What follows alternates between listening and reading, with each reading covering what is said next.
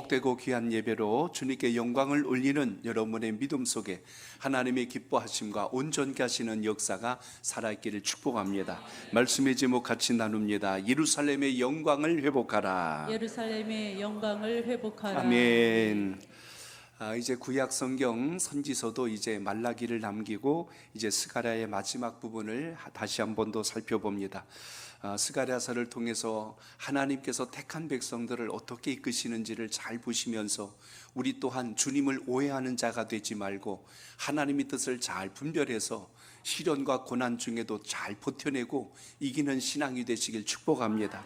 이제 스가랴의 마지막 14장을 우리가 같이 살펴봅니다. 모든 말씀의 시작도 중요하지만 끝도 참 중요합니다. 마무리하는 것을 통하여 우리에게 다시 기대와 소망을 주시는 하나님의 뜻을 잘 분별하셔서 여러분의 신앙이 강건하여지시길 바랍니다. 드라마나 연속극 같은 것을 가끔 이렇게 볼 때가 있지 않습니까? 보다 보면 어떤 건 굉장히 이건 좀 끝까지 봐야 되겠다 싶은 그런 드라마도 있어요. 근데 보다 보면 박진감 있고 손에 땀을 쥐게 하다가 막 끌고 가는데 이제 종영할 때가 가까워지고 마지막 회가 되어지면 이상하게 끝나는 때가 어떤 작품들은 있어요. 아마 여러분 보신 분들이 계시겠는데 아마 이렇게 막 지지고 볶고 싸우고 난리를 치다가 끝날 땐 갑자기 막 화해, 우리 없던 걸로 합시다. 그러고 이렇게 돼버려요. 갑자기 막 결혼하고 악당이 갑자기 막 어디 해외로 나가버리고 막 이런 식으로 해서 끝이 이상하게 이렇게 그냥 마무리 짓고서 이게 덮고서 끝 이렇게 하는 그런 경우가 있어요. 그러면 그동안 이 본 게 막 이상하게 억울한 거예요. 아니 이 꼴 보려고 내가 이걸 다 봤나 싶어가지고 속이 상하고 막 그런 마음이 들어옵니다. 근데 여러분 스가랴서를 가만히 보면 시작서부터 하나님께서 위로도 하시지만 때로는 하나님께서 책망하고 징계하실 때가 있거든요. 그걸 이스라엘 백성들이 잘못 오해하면 하나님은 왜 변덕스럽게 이랬다 저랬다 하십니까? 그게 아니라 오늘 지난 13장에서도 보신 바와 같이 하나님의 백성들 가운데 은혜 베풀 자, 복줄 자를 추리고 가려내서 그들을 선별하시는 것처럼 그러기 위해서는 뭐가 있어야 돼요? 시련과 고난, 연단이란 과정을 통과하는 자들을 통하여 하나님께서 그들을 따로 구별했다는 것을 잊지 않길 바랍니다. 그래서 오늘 저는 여러분과 함께 이제 마지막 뒷부분을 조금 남겨놓긴 했지만 오늘 14장을 통하여서 하나님께서 이제 마지막 심판하신다. 이미 앞에서 학개 선지자도 하나님의 진노하심, 심판에 대해서 말씀하셨죠. 너희들이 바벨론 땅에 포로로 끌려간 이유를 너희들이 아느냐?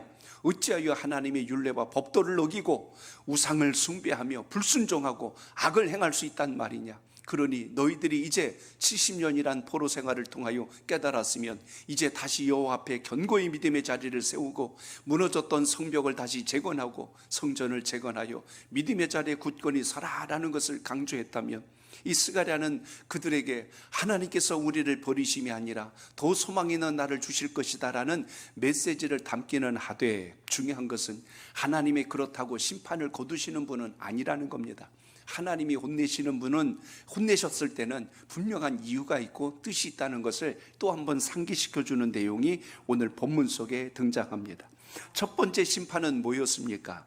유다 백성들이 하나님 말씀을 버리고 우상을 숭배하였기에 예루살렘에 큰 재난이 내리고 그들이 다 포로 생활을 하게 됐죠. 그런데 하나님께서는 이걸로 끝내지 않고 두 번째 심판이 있다라는 것으로 오늘 스가랴서에서 강조해 줍니다. 거듭 나온 말씀이 뭡니까? 여호와의 날에, 또 하나는 그 날에. 이 말이 계속 반복되는데 여호와의 날이 구원받는 자에겐 소망의 날이 되지만 멸망받는 자들에겐 심판의 날이 되기 때문에 두렵고 떨리는 날이 될 수가 있다는 것입니다. 학창시절에 여기 계신 분들은 다 모범생이고 장학생들이니까 그럴 리 없겠지만 가끔 선생님들이 수업하다가 그래요. 몇 번 너 이따 수업 끝나고 교무실로 와. 이렇게 하면요 그 수업 내내 수업이 안 되잖아요. 도대체 끌려가서 내가 무슨 꼴을 당할까 그걸 생각하면 심각해집니다. 그래서 수업 땡 종치는 순간 그 종소리가 마치 심판의 종소리처럼 들리고 교무실로 가긴 가야 되겠는데 발걸음이 천근만근스러워 갖고 교무실로 갔는데 또 선생님 안 계세요 하고 갔더니 선생님 밖에 급한 일이어서 잠깐 나가셨어. 아니 차라리 수업 시간에 한 대 두들겨 패고 말지 내려오라고 그랬다가 갔더니 그 자리에 또 없어요. 그래서 거기서 한참 이렇게 또 다시 그러니까 10분 휴식 시간 땡치니까 어떻게 해. 또 다시 수업 시간 되니까 올라오는데 다음 시간 또 그 수업이 제대로 되겠냔 말이에요. 그 10분도 또 넘겼으니 이러면서 가가지고 결국 마지막 시간에 피를 말리면서 선생님 앞에 갔는데 선생님이 그러는 거예요. 엄청나게 혼란했는데 너 다시는 그러면 안 된다. 내가 이번만 용서해 주는 거야. 아니 그 한마디면 차라리 수업 시간에 해주고 말지 수업 내내 그랬다가 마지막 시간까지 가슴 졸이다가 그 말 듣고 물론 다행이지요. 크게 혼나지 않았으니까. 근데 한편에는 좀 서운하잖아요. 아니 뭐 두들겨 맞은 것도 아니고 괜히 그 말 한마디 들으려고 내가 이렇게 힘들었나 싶은데 이스라엘 백성들을 보니까 그런 겁니다. 하나님이 심판하신다 근데 바로 심판을 안 하세요. 그 시간이 긴 겁니다. 그래서 구약이란 시간이 흘러가고 중간시대가 지나고 주님이 오셨고 주님이 승천하시고 너희가 본 그대로 내가 다시 오리라. 그런데 교회는 여전히 핍박을 당하고 어려움을 당하고 시련을 당하자 요즘 우리 데살로니가 후서를 나누고 있는데요, 주님이 오신다 했다가 안 오는 거 보니까 이거 거짓말인 것 같다 하고 믿음을 떠나는 사람들도 생기고. 근데 이게 무슨 과정이에요? 하나님의 뜻을 모르니까 우리 생각으로 모든 걸 결론 내려서 일어난 사건들입니다. 왜 그럴까요? 하나님은 심판하실 수 있는 분임에도 불구하고 왜 그것을 자꾸 미루실까? 하나님께서 없던 거로 하시려고 하는 게 아니라 분명히 그날은 옵니다. 그런데 이 땅에서 여전히 구원받아야 할 한 영혼이 있거든요. 주님을 만나야 될 그 영혼이 있거든요. 그래서 하나님의 그 자비하심, 하나님의 오래 참으심 때문에 지금도 심판이 지연되고 있다는 걸 우리가 기억하고 오늘 우리가 해야 될 귀한 사명이 있다면 한 영혼 한 생명을 살리기 위하여 더욱더 힘을 다하는 은혜가 있기를 바랍니다. 올해 우리가 새 가족을 이렇게 분포도를 보니까 여느 해와 달리 좀 많이 이렇게 교제가 잘 안 되는 걸 봤어요. 왜 그럴까? 가만히 보니까 우리가 이 전도하는 프로그램과 시스템을 잠깐 좀 쉬고 있는 터에 이런 현상들이 나는 듯한 느낌을 기도 중에 받았어요. 그래서 올 후반기부터는 다시 수요 전도팀도 그리고 또 우리가 함께 또 복음 전하는 일들에 있어서 좀 더 사역의 집중도를 높여야 되겠다라는 기도 제목과 또 사업 계획을 또 이렇게 또 다시 기도로 준비하게 됩니다. 여러분 멈추면 그때부터 신앙이 흔들리기 시작해요.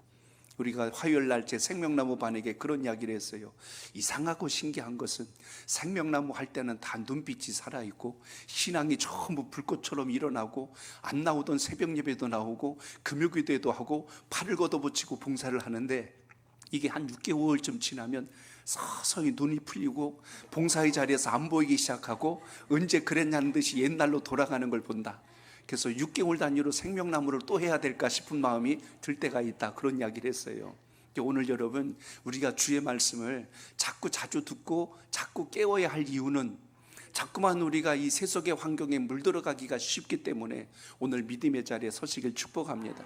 직분도 사명도 그래요. 난 집사 되니까 됐어. 나는 권사 되니까 됐어. 나는 안수 집사 됐으니까 됐어가 아니라 된 게 아니라 이제는 열심히 그렇게 충성하라고 직분도 주시고 사명을 맡겨주셨는데 계급장 하나 붙이고 그냥 뒷짐지고 앉아있다면 이건 하나님의 사람 아닙니다. 오늘 그래서 여러분 오늘 주의 말씀을 통하여 왜 택한 백성들이 이방 백성도 아니고 택한 백성들이 하나님께 이렇게 혼이 났을까? 오늘 그렇다면 우리가 다시 한번 경각심을 갖고 하나님이 심판을 더디한다 하여서 없는 것이 아니라 그날이 오기 전에 오늘 여호와의 날이 이르기 전에 우리에게 주신 사명을 더 잘 감당하는 하나님의 사람 되시길 바랍니다. 조금 충성할 수 있는 그 기회를 하나님이 더 주셨다면 얼마나 여러분 우리가 열심을 내서 영광스러운 면류관으로 바꿀 수 있다면 얼마나 귀해요. 천국 가서 동메달 딸 사람이 열심히 이 땅에서도 하나님 말씀대로 충성해서 은메달이 되고 은메달 딸 사람이 더 열심히 하나님 말씀과 은혜 안에 충성을 다하여서 금메달을 딸 수 있다면 얼마나 좋겠어요. 그러나 그거 하나 못 따가지고 목메달에 걸려가지고 맨날 이리저리 끌려다니면 그건 건강한 신앙이 아니지요. 오늘 다시 주의 말씀 속에서 우리가 깨달아야 될 게 바로 그것입니다. 오늘 스가랴서 14장 1절로 3절은 이렇게 말씀합니다. 우리 같이 읽습니다. 시작. 여호와의 날이 이르리라. 그 날에 내 재물이 약탈되어 내 가운데에서 나누이리라. 내가 이방 나라들을 모아 예루살렘과 싸우게 하리니 성읍이 함락되며 가옥이 약탈되며 부녀가 욕을 당하며 성읍 백성이 절반이나 사로잡혀 가려니와 남은 백성은 성읍에서 끊어지지 아니하리라. 그때 여호와께서 나가사 그 이방 나라들을 치시되 이왕의 전쟁 날에 싸운 것 같이 하시리라. 아멘. 잘 읽다 보면 꼭 병 주고 약 주는 것 같은 내용이 본문 속에 있습니다. 여호와의 날이 이를 것이다. 이미 이들은 지금 어디요? 바빌론에 끌려갔다가 온 사람들이에요. 그들에게 지금 또 이야기하는 선지자의 말이 뭐냐면 또 환란이 올 거다. 또 큰 하나님의 심판이 올 거다. 그 이야기를 지금 하고 있는 겁니다. 그날이 오면 너의 모든 재물들이 다 빼앗김을 당할 것이고 너희들 가운데 이리저리 찢김을 당할 것이고 이방 나라들이 와서 예루살렘을 집중적으로 공격하게 될 것이고 성읍은 완전히 불바다가 될 것이며 가옥은 다 빼앗기고 부녀들은 욕을 당하고 성읍 백성들은 절반이나 사로잡혀서 노예로 끌려가게 되고 남은 백성들의 성읍에서 완전히 끊어지게 된다고 했는데 이야기를 들으면 유다 백성들은 심장이 내려앉습니다. 그럼 도대체 어떻게 하란 말입니까? 간신히 70년 살아가지고 여기까지 왔는데 또 하나님이 우리를 치신다면 우리는 어쩌란 말입니까? 하는 절망스러운 상황인데 오늘 3절의 희망의 메시지가 또 한 번 소개됩니다. 그때 여호와께서 나가사 어떻게 해요? 그 이방 나라들을 쳐버리신대요. 자, 여러분 잘 보세요.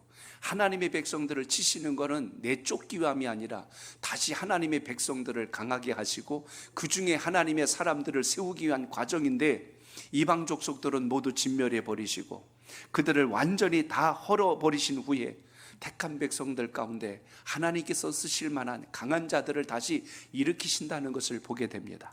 자, 그러면 여러분 여호와의 날은 구원의 날입니다.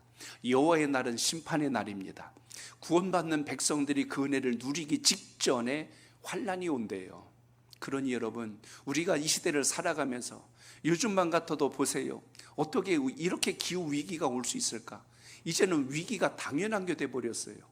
매일같이 사건 사고 이야기, 큰 불이나 산불로 인하여서 유례 없는 이 불, 또 이 폭염이라는 게 뭐 200년 만에 이 큰 비가 과거 역대 없었던 이 어마어마한 비, 이번에 그 경북 산천인가요? 그동안 평생을 살아보면서 처음 만났던 재난이라고 하지 않습니까? 거기는 비 피해를 전혀 받지 않는 동네였어요. 조상 대대로. 그런데 이번에 수해를 어마어마하게 입어버렸어요. 상상도 못하는 일이 생기는 겁니다.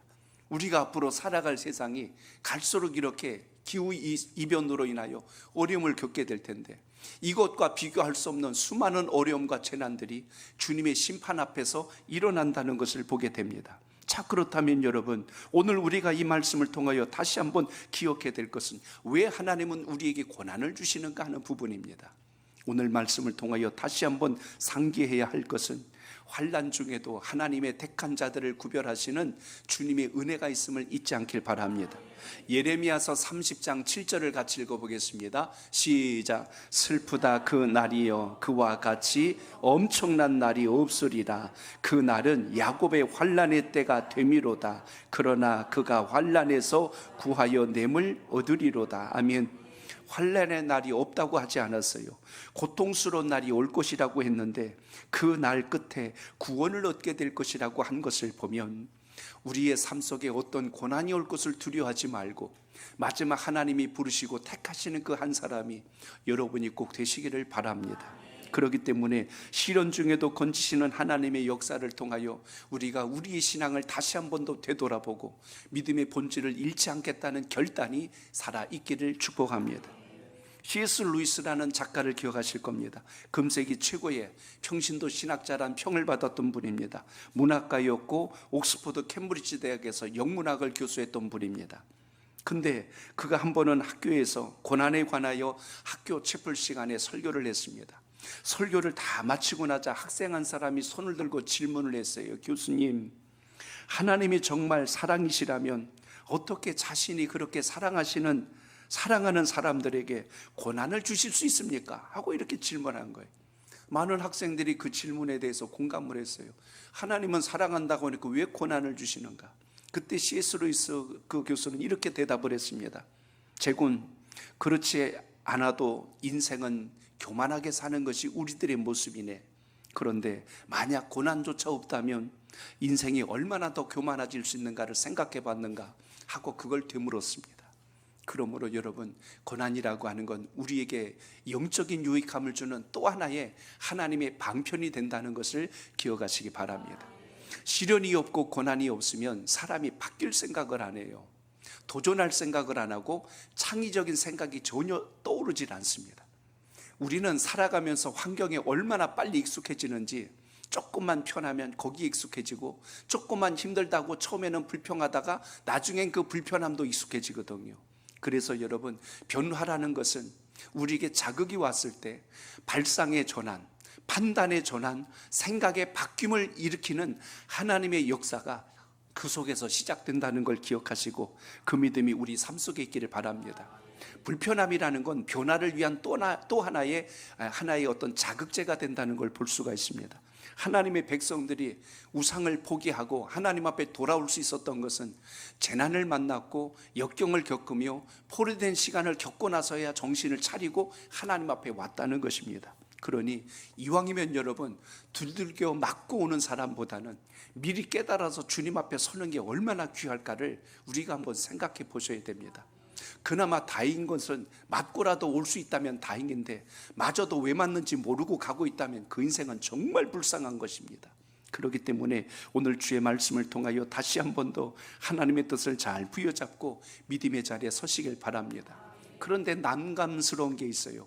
하나님은 주의 백성들을 더 강하게 세우시려고 환난을 주시고 시련을 주셨는데, 하나님을 믿지 않는 사람들이 이걸 조롱거리로 삼는 거예요. 아이고, 하나님 믿더니 꼴 좋다 하고 놀리는 거예요. 하나님 살아계시지도 않은데 살았다고 떠들더니 저 모양새 좀 보소 하고 사람들이 비웃는 거예요. 근데 오늘 여러분 2절을 한번 보실까요? 2절입니다. 시작. 내가 이방 나라들을 모아 예루살렘과 싸우게 하리니 성읍이 함락되며 가옥이 약탈되며 부녀가 욕을 당하며 성읍 백성이 절반이나 사로잡혀 가려니와 남은 백성은 성읍에서 끊어지지 아니하리니라. 아멘. 다 환난과 시련의 말씀 끝에 보석 같은 말씀을 하나 살짝 얹어놨어요. 남은 백성은 성읍에서 끊어지지 아니하리라. 이런 환난과 역경이 있겠지만 그 중에 하나님이 남은 자들을 통하여 다시 일으키시겠다고 말씀한 것을 보면, 하나님은 모든 환난 통해서, 역경을 통해서 하나님이 쓰실 하나님의 사람들을 날마다 구별하고 계심을 잊지 않길 바랍니다. 마태복음 24장 21절에 보니까요, 거기 이렇게 말씀합니다. 시작. 이는 그때에 큰 환난이 있겠음이라. 창세로부터 지금까지 이런 환난이 없겠고 후에도 없으리라. 아멘. 이런 환난은 아마 앞으로 우리에게 나타날 것입니다. 이미 우리는 살아오면서 이렇게 힘들어했지만 앞으로 우리가 살아갈 날이 점점 더 힘겹고 어려운 일들이 많이 일어날 것입니다. 그러나 여러분, 그 일이 온다고 하여 두려워할 것이 아니라 오늘 주님께서 이렇게 하시면서 하나님의 택한 백성들을 강하게 세우시고 하나님의 공의로움과 정결케 하시는 역사가 있다는 걸 생각한다면, 오늘도 이 수많은 예배 속에서 하나님이 우리를 부르신 이유는 무엇일까? 나는 오늘 이 수요 예배를 통하여 어떤 하나님의 사람으로 다시 다듬어져야 할 것인가? 오늘 이런 변화의 기점에 서서 주의 영광을 이룰 수 있기를 축복합니다. 반짝 벼락치기로 성적을 잠깐 올릴 수는 있지만 늘 꾸준히 공부하는 사람을 이길 수는 없습니다. 모든 것이 다 그래요. 신앙도 몇 대 신앙으로 가진 사람들이 대충 얼렁뚱땅 하는 것 같지만 믿음의 기초를 쌓아서 다져온 그 신앙의 뿌리는 쉽게 꺾이거나 쓰러지지 않습니다. 신앙의 모습이 마찬가지예요. 주일 한 번 반짝 예배로 모든 것이 맞춰지는 사람 있는가 하면, 주님 앞에 드리는 예배를 통하여 내 자신을 돌아보고 점검하여 믿음의 자리에 서는 분들이 많습니다. 오늘 여러분의 신앙이 이렇게 세워져서 아버지의 영광이 함께 하시길 바랍니다. 농사를 져도 알곡이 자라지만 사이에 가라지도 자랍니다. 축정이도 자라거든요. 그렇기 때문에 겉으로 볼 땐 다 알곡 같은데 눌러보니까 빈 꺽정도 있는 겁니다.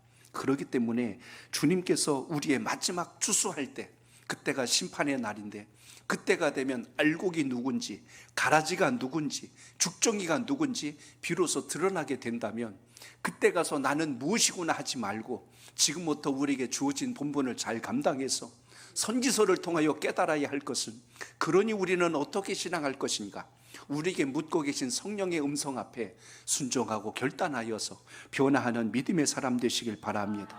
저를 한번 따라합니다. 급박한 상황 속에서도 피할 길을 열어주십니다. 오늘 4절에서 5절을 다시 읽어봅니다. 시작. 그날에 그의 발이 예루살렘 앞 곧 동쪽 감람산에 서실 것이요 감람산은 그 한가운데서 동서로 갈라져 매우 큰 골짜기가 되어서 산 절반은 북으로 절반은 남으로 옮기고 그 산 골짜기는 아세레지 이르리라. 너희가 그 산 골짜기로 도망하되 유다 왕 우시야 때에 지진을 피하여 도망하던 것 같이 하리라. 나의 하나님 여호와께서 임하실 것이요 모든 거룩한 자들이 주와 함께 하리라. 아멘. 14장을 비롯하여 모든 말씀에 공통점이 하나 있습니다. 환난과 심판을 말씀하며 그 사이사이에다가 하나님이 건지실 자, 하나님이 은혜를 베풀 자, 다시 하나님이 회복하실 방법들에 대해서 계속하여 언급하고 있음을 우리가 잘 봐야 할 것입니다. 같은 말씀을 봐도 두렵고 떨리고 망하는 말씀만 보고 주저앉는 사람이 있고, 그 속에서 살리는 주의 음성을 발견하고 그걸 부여잡는 인생이 있다는 겁니다. 요한계시록을 보면 무서워서 못 읽겠다는 분도 계세요. 근데 요한계시록이 심판의 메시지가 아니라 새하늘과 새 땅, 우리에게 새로운 도성이 다시 올 것이라는 희망의 메시지라는 사실을 19장 이후로부터 그걸 발견할 수 있는 눈이 열린다면 반드시 이 땅에 오는 심판과 재난, 이것은 하나님의 공의로우시며 세상을 정결케 하시는 하나님의 섭리라는 것을 잊지 않길 바랍니다. 그러므로 오늘 마지막 최후의 전쟁이 일어날 때 예루살렘 주민 중에 남은 자들이 어떻게 된다고요? 이방 나라들의 포위망을 뚫고 구원을 얻게 될 것을 오늘 말씀합니다. 다 망하고 무너지는 게 아니라 그 중에 하나님이 살릴 자가 있고 건질 자가 있고 남은 자가 있대요. 하나님은 이 남은 자들을 통하여 주의 역사를 이루어 가시겠다고 말씀한 것입니다. 그러므로 오늘 우리 앞에 치열한 영적 전쟁이 있다 할지라도 그것 때문에 여러분이 주눅들거나 낙심하거나 두려워하지 말고 믿음의 담력을 입어 하나님의 역사를 이루는 믿음의 사람 되시기를 바랍니다. 하나님께서 오늘 어떻게 합니까? 하나님의 발, 오늘 좀 의인화하였어요. 여기 보니까 하나님의 발이 감람산에 서시겠다라고 했는데 예수 그리스도께서 강림하실 바로 그날, 그때를 좀 상징적으로 묘사한 것을 우리가 보게 됩니다. 하나님은 영이시라 보이지 않습니다. 그런데 하나님의 발이 보였어요. 이제 주님이 다시 오신다면 어디가 오실까? 지금도 유대 땅 예루살렘에는 주님이 오신다면 그곳으로 제일 먼저 오실 거라고 그렇게 기대해요. 그래서 유대에서는 세상을 떠나면 예루살렘에다가 자기 묘소를 준비합니다. 거기에서 제일 먼저 주님 만나서 일어나려고, 이런 마음들을 갖는 것처럼 오늘 여기 말씀해 보면 감람산에, 거기에 곧 예루살렘과 대비되는 또 하나의 어떤 하나님의 임재하심, 주님의 날에 역사하실 그 모습을 상징적으로 보여줍니다. 감람산은 예루살렘 동편에 있는데요, 약 해발 810m 정도 위치에 있습니다. 예루살렘보다 높이로 치면 한 100여 미터가 더 높기 때문에 감람산에서 내려다보면 예루살렘이 이렇게 보입니다. 그렇기 때문에 주님께서 오신다면 그것에 오실 것이다 라고 이렇게 그들은 믿고 또 그것을 상징적으로 기억하고 있지요. 우리의 신앙도 마찬가지입니다. 주님이 오신다면 오늘 여러분이 가장 먼저 주님을 만날 수 있는 그 은혜 사람이 꼭 되시기를 바랍니다. 그렇기 때문에 주님께서 오신다는 것은 교회의 원수가 되었던 이 사단마귀 권세들, 이들을 심판하기 위하여 이 세상에 주님이 권세를 가지고 오신다는 의미도 되지만, 이 땅에서 믿음을 가지고 지켜냈던 주의 백성들, 모진 시련과 고난과 역경을 견뎌냈던 주의 사람들에게 다시 영원한 본향의 상급과 영광의 옷을 입혀주시는 과정이 된다는 사실도 우리가 기억하시길 바랍니다. 오늘 스가랴 선지자는 이것을 빗대어서 말할 때 좌우로 갈라지는 역사를 설명합니다. 산 꼭대기에서 아셀까지 이르는데 거기에서 지금 어떤 역사가 일어납니까? 오늘 여기 아까 4절에서 본 바와 같이 감람산은 그 한가운데에 동서로 갈라져 매우 큰 골짜기가 되어서 산 절반은 북으로 절반은 남으로 옮겨진다 했습니다. 산이 좌우로 옮겨지니까 가운데 뭐가 생겨요? 골짜기가 생기고 길이 생깁니다. 마치 오늘 이 장면을 무엇을 연상하게 하냐면 출애굽 당시 홍해를 건너갔던 하나님의 백성들을 떠올리게 합니다. 도저히 길이 없는 것 같은데 하나님이 산을 옮기셔서 좌우로 밀어내시고 사이에 길을 내시고 골짜기를 내셨어요.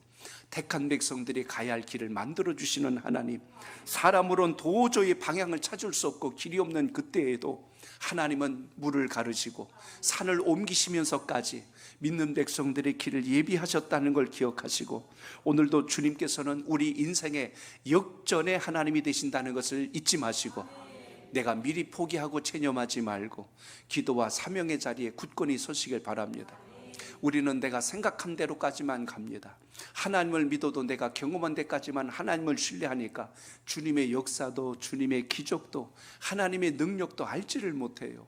그렇기 때문에 우리는 신앙의 구경꾼이 되지 말고 오늘 하나님이 하신다면 산을 갈라서까지라도 하나님의 백성들을 이끌어내시고 인도하신다는 사실을 명심하여 그 믿음이 여러분의 신앙의 중심 되시길 바랍니다. 그러므로 이제 우리가 어떻게 신앙해야 될까요? 마지막 심판의 날은 망하는 날이 아니라 이제 예루살렘이 다시 회복이 됩니다. 상징적 표현이긴 하지만 오늘로 말하면 교회의 영광이에요. 당시에도 믿는 자들이 고난과 어려움과 역경을 겪자 이방 나라들이 예루살렘을 우습게 여겼습니다. 그러나 하나님의 진노하심으로 결국 이방 족속들을 모두 진멸하게 하시고 택한 백성들을 다시 높이시는 그 주님의 역사가 있었다면 오늘 이 시대는 안 그럴까요? 오늘날 교회 위상이 많이 땅에 떨어졌습니다. 주님의 영광이 떨어진 게 아니라 주님의 영광을 자꾸 훼손하고 떨어뜨리는 우리의 신앙과 본질이 주님 뜻에 자꾸 맞지 않기 때문에 일어나는 현상들을 볼 수가 있지요. 그러므로 교회가 다시 회복되기 위해서는 주님께서 가르치신 말씀의 자리에 견고히 서는 은혜가 있기를 바랍니다. 그래서 우리가 주님을 높이고 말씀 앞에 견고히 서면 세상이 하나님을 경외하고 두려워할 줄 아는 자로 살아간다는 사실을 잊지 않길 바랍니다. 내가 하나님을 우습게 여기고 내가 예배를 가볍게 여기는데 세상 사람들이 교회를 어떻게 바라보겠어요? 믿는 자들이 예배를 생명처럼 지키고 하나님 말씀이 철저히 목숨처럼 모든 것에 순종해가고 있다면 저분을 보니까 하나님이 살아계신 게 맞구나, 모든 걸 뒤로 하고 저렇게 할 정도라면 하나님 정말 대단한 분이시로구나, 이렇게 역사될 때 주의 권위와 영광이 회복될 줄로 믿습니다. 그러므로 이제 우리 주님은 어떤 분이 되십니까? 우리 하나님은 어떤 분이 되세요? 오늘 8절로 9절을 읽고 우리 끝부분을 다시 보겠습니다. 8절에서 9절을 이어 읽습니다. 시작. 그 날에 생수가 예루살렘에서 솟아나서 절반은 동해로 절반은 서해로 흐를 것이라. 여름에도 겨울에도 그러하리라. 여호와께서 천하의 왕이 되시리니 그 날에는 여호와께서 홀로 한 분이실 것이요 그의 이름이 홀로 하나이실 것이라. 아멘. 저를 따라합니다. 영생을 주시는 하나님만이 참된 왕입니다. 참된 왕입니다. 아멘. 이 땅에 수많은 자들이 내가 왕이다, 내가 권세자다 떠들어도 하나님을 대신할 존재는 이 땅에 누구 하나라도 없습니다. 오늘 본문에서 보셔야 될 것이 천하의 왕이 되시는 분이 여호와 하나님이시라면 우리가 그 말씀 앞에 견고히 서는 영적 은혜가 있기를 바랍니다. 이제 여호와의 날이 오면, 그 날이 다시 오면 새 하늘과 새 땅을 펼치실 터인데 그때 예루살렘에서 생수가 동해에서 서해로 좌우로 흘러나서 다시는 물이 마르지 않는 샘이 되어 모든 백성들의 가란 목을 죽여주고 소망을 주는 역사가 시작된다는 것을 오늘 말씀합니다. 그곳에 누가 계십니까? 우리 하나님께서 임재하시고 그분이 만왕의 왕, 만주의 주가 되셔서 홀로 영광 받으실 분이 된다는 사실을 오늘 말씀에서 기억하시길 바랍니다. 그러므로 우리가 진정 경배해야 할 분은 오직 여호와 한 분밖에 없다는 사실을 잊지 말고 이 믿음을 통하여서 여러분의 신앙 속에 아버지의 영광이 함께 하시기를 주 이름으로 축복합니다. 사람들이 소위 왕으로 섬기고 통치자로 떠드는 거기에는 어떤 기대가 있습니까? 삶을 안전하게 하고 나라라는 게 그거 아닙니까? 국민의 재산, 생명을 보존하고 주권을 허락하심으로 모든 것을 누릴 특권을 예비하는 그런 든든한 울타리가 될 때 그 나라의 힘은 정말 위대한 거 아니겠습니까? 미국이란 나라들을 많은 사람들이 참 부러워하는 것 중에 하나가 자국민이 타국에서 위기와 어려움을 당하면 전투기가 아니라 그보다 더한 것을 보내갖고 그 한 사람을 살려내려고 온 힘을 다합니다. 시민권을 가진 자는, 그 땅의 시민권을 가진 자는 그 땅의 당연한 국민이며 주권을 행사하는 자기 때문에 나라가 끝까지 지켜주려고 하는 그것 때문에 국가의 위상이 대단한 겁니다. 민족에 대한 자부심이 이렇게 일어나는 거 아니겠습니까? 우리의 신앙도 마찬가지죠. 우리의 신앙과 여러분의 삶을 보장해 주시고 책임져 주신 분이 우리 여호와 하나님 되심을 잊지 않길 바랍니다. 이 땅에 나그네처럼 주눅들어 살지 말고 눈치 보며 살지 말고 하나님 주신 믿음의 담력을 가지고 주의 영광을 이룰 수 있는 우리 모두가 될 수 있기를 축복합니다. 오늘 말씀에서 우리가 주목해야 될 게 무엇입니까? 오늘 8절로 9절을 보면 우리 여호와 하나님께서 천하의 왕이 되시고 그 날에는 여호와께서 홀로 한 분이시지 또 다른 하나님은 존재하지 아닐 뿐 아니라 그 이름이 홀로 하나가 된다라고 하는 것을 보면 예루살렘의 회복을 위하여 하나님께서 역사하심을 믿고 그 믿음이 여러분 속에 살아있기를 바랍니다. 그러므로 이제 오늘 주님 주신 이 말씀 가슴에 다시 한 번 더 새겨서 승리하는 주의 사람 되시길 바랍니다. 이제 말씀의 결론을 맺습니다. 우리 10절을 읽어보겠습니다. 10절 시작. 온 땅이 아라바 같이 되되 게바에서 예루살렘 남쪽 림몬까지 이를 것이며 예루살렘이 높이 들려 그 본초에 있으리니 베냐민 문에서부터 천문 자리와 성 모퉁이 문까지 또 하나넬 망대에서부터 왕의 포도주 짜는 곳까지라. 아멘. 10절의 말씀은 예루살렘의 영광을 예언한 말씀입니다. 여기 보니까 온 땅은 아라바 같이 된다라고 그랬는데 예루살렘은 높이 들려서 본초가 되겠고 그 주된 자리가 된대요. 예루살렘이 모든 것의 기초가 되고 중심이 되는 자리가 될 것인데 그 주변의 모든 땅과 나라들은 어떻게 되면 아라바와 같이 된다. 지명을 좀 놓고 이해를 하면 이게 이해가 빠릅니다. 아라바라고 하는 것은 사해에서 홍해 쪽으로 이르는 광야지대를 말해요. 이스라엘 땅에서 조금 저지대라고 하는 게 이 사해인데 그래서 모든 물이 거기 모여가지고 빠져나가지 못하니까 염분이 높아서 거기는 수영 못하는 사람도 들어가면 물에 둥둥 뜰 정도로 염도가 굉장히 높습니다. 그런데 그 사해보다 무려 한 182m, 원문에 문제 600피트 정도 된다고 표시가 되어 있는데 우리가 하는 치수로 한 사람은 182m 정도 되는 아래 지형을 아라바라고 묘사를 합니다. 그러니까 다른 모든 지형들이 쫙 깔아앉아 있으니까 예루살렘이 위대하고 굉장히 커 보이는 것을 보게 됩니다. 우리가 이렇게 드라마나 이렇게 TV를 보다 보면 다 사람들이 비슷비슷해 보이고 어떤 사람은 작아 보이고 그래요. 근데 사실 이렇게 연기자들 보니까 키가 거의 뭐 180 넘는 사람들이 한둘이 아니더라고요. 그러다 보니까 이 카메라로 비춰보면 다 비슷해 보이는데 나중에 함께 쫙 써보면 높이가 차이가 나는 것을 이렇게 보면 어유 저 사람이 저렇게 크구나 하고 이렇게 볼 때가 있습니다. 이 카메라가 그래서 잘 속여요. 사람들을 이렇게 하는 걸 봅니다. 가끔 우리 친구 아이들 보면 그래요. 그 사진 찍을 때 그거 있지요. 망가진다고 그러죠. 한 사람 돋보이게 해주려고 옆에서 딱 서가지고 막 이상하게 하고 한 사람만 예쁘게 나오게 하고 돋보이게 만드는 거. 오늘 여기 지금 아라바 주변의 모든 나라들이 쫙 가라앉아가지고 낮아지니까 지금 어디가 돋보였어요? 예루살렘이 위대하고 굉장히 크고 아름다워 보인 것을 우리가 주목하게 됩니다. 결국 여러분, 구약의 예루살렘은 오늘날 이 교회의 위상과 같습니다.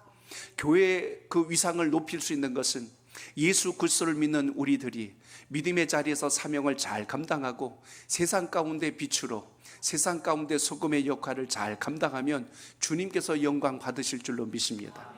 예배당을 높이 세웠다고 위대한 것이 아니라 오늘 더욱더 우리의 믿음의 자리를 굳건히 하여 하나님의 영광을 이룰 수 있기를 바랍니다. 옛날엔 예배당 세울 때요 종탑을 무조건 높이 세웠어요.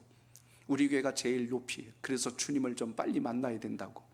근데 하도 그렇게 세우다 보니까 무슨 말이냐면 그렇게 뾰족하게 세워놓으면 주님 오시다 찔릴까봐 그쪽으로는 안 오실 거다. 그런 얘기도 했어요. 예배당을 높게 뾰족하게 높이 세운다고 그게 위대한 게 아니고 우리의 신앙과 우리의 믿음이 주님 보실 때 더 밝고 더 맛을 낼 수 있는 신앙의 자리에 설 때 영광이 됨을 잊지 않길 바랍니다. 제가 10절을 보면서 한 가지 중요한 단어를 다시 상기해 봅니다. 10절에서 말씀한 게 예루살렘이 높이 들려 그 본처에 있으리니라고 되어 있습니다. 여기 본처란 말의 원문을 다시 보면 제자리란 뜻으로 되어 있어서 공동번역에서 해석을 잘 해놨어요. 공동번역대로 읽어볼게요.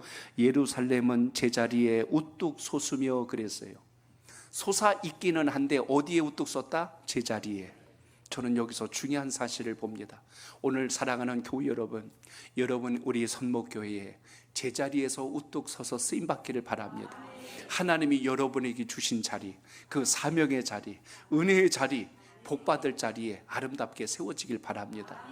예루살렘이 제자리에서 우뚝 솟음으로 인하여 하나님의 영광을 이뤄낸처럼 우리도 주님께서 주신 사명의 자리에 우뚝 서서 있어야 할 그 자리에 여러분이 견고하게 흔들리지 말고 있어서 하늘의 영광과 존귀한 옷을 입고 복 있는 자로 신앙할 수 있는 우리 모두가 되시기를 주님의 이름으로 축복합니다.